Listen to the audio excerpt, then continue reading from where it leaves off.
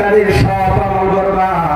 তাহলে এক নাম্বার ঈমান আনয়ন করতে হবে, ইল্লাল্লাযীনা আমানু ওয়া আমিলুস সালিহাতি।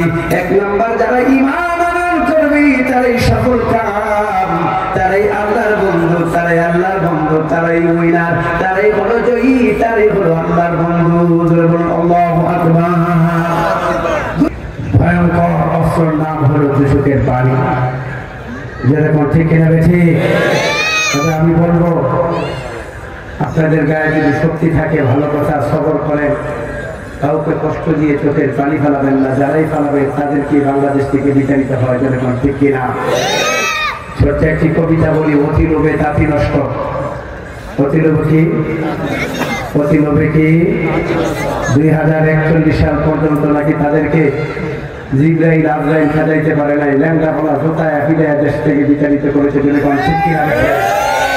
ইতিহাস কাউকে ছাড় দেয় না। পৃথিবীর মানচিত্রে এরকম ফালানি জীবন আর কেউ দেখেন না। হেলিকপ্টার লয়ে এমপি মন্ত্রী সব লইয়া ফালাইছে। যেরকম ঠিক কিনা?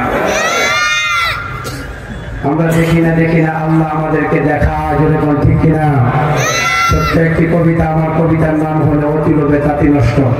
কি? অতি লোভে তাঁতি নষ্ট।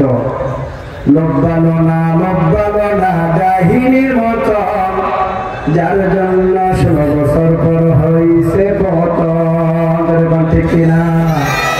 2041 সাল থাকবে ক্ষমতা। ঘোষণা দিছিল কিনা? কথা কর নাকি আপনার কোনো ভয় পান? এতদিন লোকে আছে, আর কয়েকদিন লোকে বাঘের বাচ্চারা বলেন ঠিক কিনা? লোভ ভালো না গাহিনীর মতন, যার জন্য 16 বছর পর হইছে পতন। ঠিক কিনা? 2041 সাল থাকবে ক্ষমতা, দুপুর বেলা বাতলা খাইয়া বুবু জান পালা। ঠিক কিনা? আল্লাহর কারিশমা রে বুঝাবো নাই, আল্লাহর কারিশমা রে বুঝাবো নাই, সফল জগতের হুঙ্কারে দেশ থেকে পালা। ঠিক কিনা? লোভ ভালো না গাহিনীর মতন, যার জন্য 16 বছর পর হইছে পতন। 2041 সাল থাকবে ক্ষমতা, আরে দুপুরবেলা বাতলা খাইয়া দেশ থেকে পালা। যেরকম ঠিক কিনা? আল্লাহর কারিশমা রে বুঝাবো না, আমজনতার হুঙ্কারে মোদির কাছে দেয়া পালা। যেরকম ঠিক কিনা? আর হ্যাঁ শয়তানি শুরু করে দিছি। যখন কোন শয়তানি জনগণ যাই না যায়, তখন শয়তানি আর শয়তানি করতে পারে না। যেরকম ঠিক কিনা? যখন কোন চুরির পদ্ধতি যখন জনগণ বাড়িওয়ালার মালিক জানিয়ে যায়, তখন কিন্তু আর চুরি ডাকাতি করতে পারে না। যেরকম ঠিক কিনা? দলমতের বিশেষে এদেশের সব কয়টা দল, তোমাদের বাটপাড়ি, তোমাদের সিটারি, তোমাদের নিতুরণ, জুলুম অত্যাচার কোন করতে তোমরা করো, এগুলা সব চেক দিয়া যাদের জঙ্গলে ফলায়া তারপরে শিক্ষক নিয়ে এইবার তোমাদেরকে তাড়াইছে। তো এই দেশের মধ্যে মাথা দিও না, মাথা দিলে কিন্তু মাথা হারায় যাই। যেরকম ঠিক কিনা?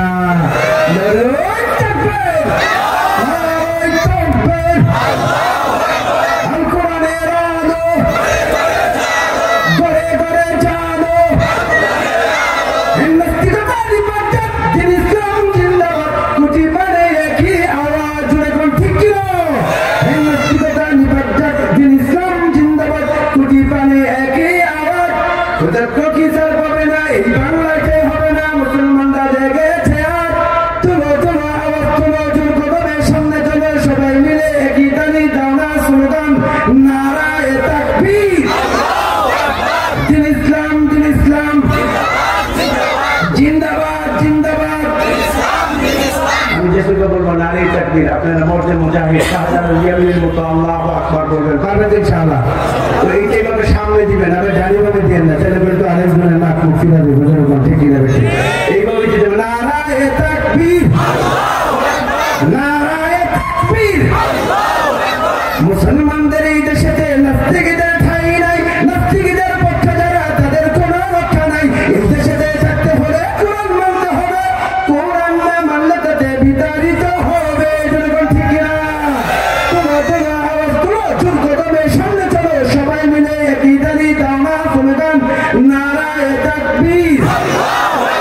দিন ইসলাম জিন্দাবাদ জিন্দাবাদ নারায়ে তাকবীর।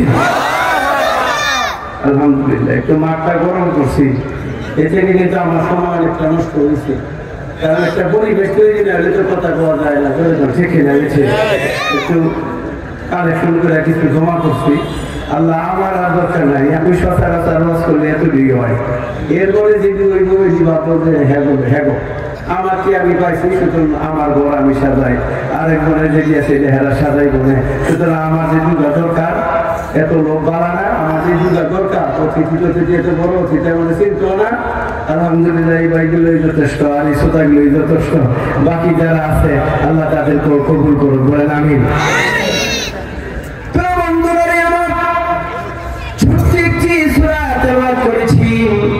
আল্লাহ রাব্বে কারীম বলেন ওয়াল আসরি ইন্নাল ইনসানা লাফি খুসর ইল্লাল্লাযীনা আমানু ওয়া আমিলুস সালিহাতি ওয়া তাওয়াসাউ বিল হক ওয়া তাওয়াসাউ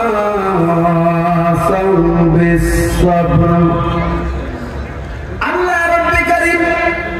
পবিত্র কালামে পাকের মাঝে সময়ের কসম সময়ের কসম খেয়ে বলছেন পৃথিবীর ময়দানে যত মানুষ আছে সমস্ত মানুষ হলো ক্ষতিগ্রস্ত। সময়ের কসম কেন খাইলেন? এই সময় অত্যন্ত দামি, এই সময়কে যদি কেউ কাজে লাগায় সে আল্লাহর বন্ধু হয়ে যায়, আর এই সময়কে যদি কেউ কাজে না লাগায় সে শয়তানের বন্ধু হয়ে যায়। এরকম ঠিক কিনা? এই সময় কোন মানুষকে জান্নাতের ভিতরে ঢুকিয়ে দিবি, পবিত্র করবে, আযীম করবে, আবার এই সময় কাউকে জাহান্নামের দিকে ঢুকিয়ে দিবি। আল্লাহ তাআলার কাছে সময় অত্যন্ত গুরুত্ব, সময় অত্যন্ত দামি। এই পৃথিবীর জগতে আপনি যদি উইনার হতে চান, জয়ী হতে চান, পরকালে যদি আপনি কল্যাণ পেতে চান, যারা এই সময়কে কাজে লাগায় তারাই বাবা জীবনে দামি হয়, পরকালেও দামি হয়। এই জন্য আশেপাশে যারা আছেন আপনারা যদি আপনাদের সময়কে যদি দামি বানান, এই মাহফিলে যদি আজকে আসেন, তাহলে আপনারা কল্যাণের পথে থাকবেন। আর যদি সময়টা হেরে খেলে নষ্ট করে দেন, যে একজনের কাছে যাইবো তার বয়ান শুনবো, সে আমার বক্তাদের হেদায়েত দিবে, হেদায়েতের মালিক তোর বাপ দাদা চোদ্দ গোষ্ঠী নয়, প্রধান বক্তা নয়, আমির হামজা নয়, হেদায়েতের মালিক কেবলমাত্র শুধুমাত্র আমরা আল্লাহ। ঠিক কিনা? আর যারা বলে হেদায়েতের মালিক কে? আর যারা বলে হেদায়েতের মালিক কে?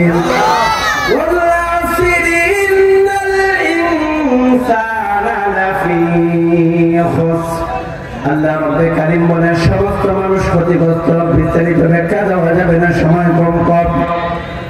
সমস্ত মানুষ ক্ষতিগ্রস্ত, কেবলমাত্র শুধুমাত্র সময়ের কসম খেয়ে আল্লাহ তাআলা বলেন সমস্ত মানুষ ক্ষতিগ্রস্ত অবস্থানের মাঝে আছে। ইল্লা দিয়া ইস্তিসনা করছেন মাত্র 4 শ্রেণীর মানুষ। এই জমিনের নিচে তারা কল্যাণ করা, সমস্ত মানুষের ক্ষতিগ্রস্ত। লক্ষ্য করবা না, ইল্লাল্লাযীনা আমানু ওয়া আমিলুস সালিহাতি ওয়া তাওয়াসাউ বিল হাক্কি ওয়া তাওয়াসাউ বিস সাবর। ইল্লাযীনা ইস্তিসনা করছেন সমস্ত মানুষ ক্ষতিগ্রস্ত, কেবলমাত্র শুধুমাত্র 4 শ্রেণীর মানুষ কল্যাণযুক্ত। 1 নাম্বার হলো ইল্লাল্লাযীনা আমানু, ওই সমস্ত ব্যক্তি যারা আল্লাহর প্রতি ঈমান এনেছেন। আল্লাহর প্রতি ঈমান এনেছেন, কারণ আল্লাহর প্রতি বিশ্বাসী না হয়ে আপনি যত আমল করেন কোন আমল দিয়ে আপনি জান্নাতে যাবেন না, আল্লাহকে পাবেন না। এই জন্য সর্বপ্রথম হলো ঈমান আনা। ছোট্ট একটি মেসেজ আছে, ও প্রিয় বন্ধু, গ্রামগঞ্জে দেখবেন মাছ ধরে, তার একটা টুকরির নাম হলো দুলা। দুলা যদি তল দিয়া যদি সাদা থাকে, আর যদি মালিক সারাদিন মাছ ধরে যদি দুলার মাঝে রাখে, টুকরির মাঝে রাখে, খাঁচার মাঝে রাখে, একদিক দিয়ে মাছ রাখবে, অপর দিক দিয়ে মাছগুলো বের হয়ে যাবে। সারাদিন যত প্রকার মাছ ধরেছেন, তখন সে সন্ধ্যার সময় ওই খালি বলেন, তুলা বলেন, ভান্ডা বলেন, যখন সে টান দিবে তখন দেখবেন আর একটা মাছও নাই, সব মাছ বেরিয়ে যাবে। যখন ঠিকই না ঠিক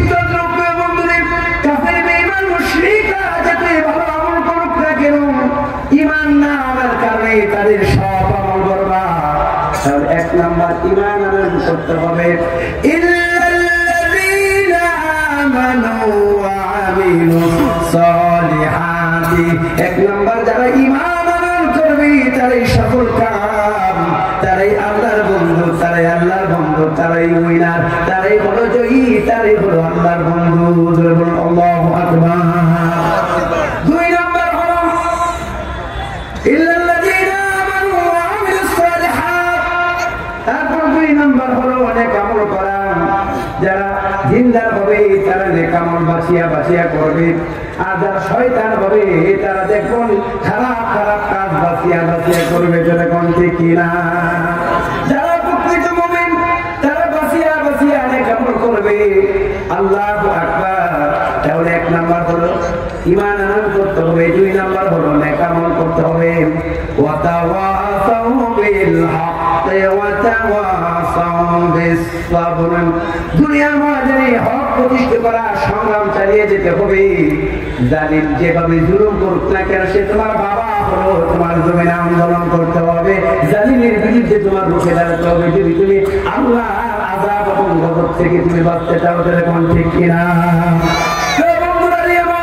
ফ্যাসিস্টকে তাড়ানোর জন্য বিএনপি বলেন, জামাত বলেন, হেফাজত বলেন, খেলাফত বাংলাদেশ খেলাফত মজলিস বলেন, খেলাফত আন্দোলন বলেন, সকলের আন্দোলন ছিল জালিমের বিরুদ্ধে। যখন ঠিক কিনা দেখি এখন যদি বিএনপি বলে এটা শুধু আমাদের আন্দোলন, তাহলে আমাদেরকে ছোট করা। যদি আমরা বলি এটা শুধু আর যদি বলি এটা শুধু তারা যদি বলে যে শুধু তাদের আন্দোলন, তাহলে তাদেরকে ছোট করা। এই দেশটা হলো সবার, সকলে মিলে দেশটাকে আগিয়ে নিতে হবে। তারা যদি বলে হুজুররা কি জানে, আমি বলবো নেতারা কি জানে। দুই দিন পর হুজুরের বাপ থাকবে না, নেতা যেন কেতা থাকবে না। ধরে কোন ঠিক কিনা?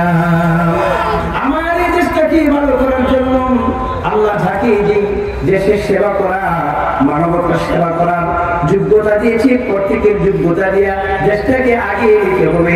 আমার দেশটাকে আমার করতে হবে। ধরে কোন ঠিক কিনা? তাহলে এক নম্বর হলো ঈমান আনয়ন করা, দুই নম্বর হলো নেক আমল করা, তিন নম্বর হলো ওয়াতাওয়াসাউল হক, দুনিয়াতে হক প্রতিষ্ঠিত করা। ব্যাখ্যা দেওয়ার সময় নাই।